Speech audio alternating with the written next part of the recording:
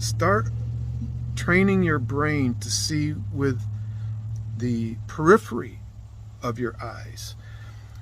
This is where you're probably most likely to see spiritual phenomena, because the center of our eyes, the fovea, represents about 1% of our field of vision. And the fovea is the real high definition part of our visual system.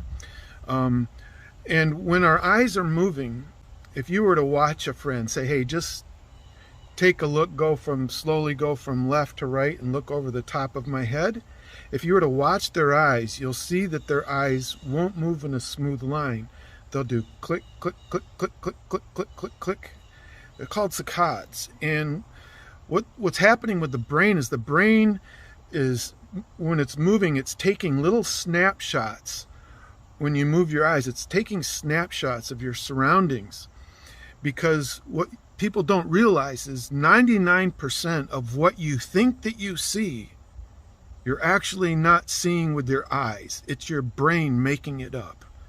And it makes it up by collecting these little snapshots from the saccades, little jumps, little snapshots. As you turn your eyes are always taking these little snapshots.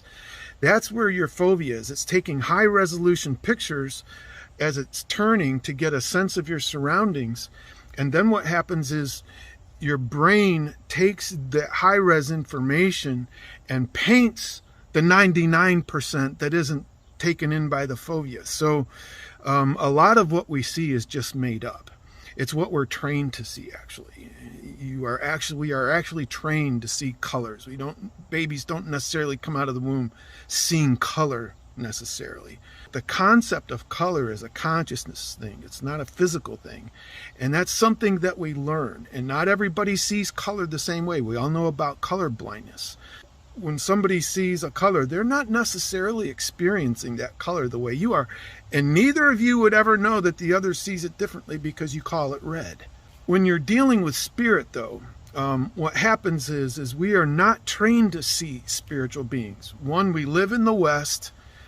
We're very logically oriented, right? So it takes a lot for people to believe that they can talk to spirits. Whereas in other countries in cultures that are deeply spiritual and mystical, it's common for them to see these kinds of things and talk about them. It's just a part of their life, especially indigenous peoples. One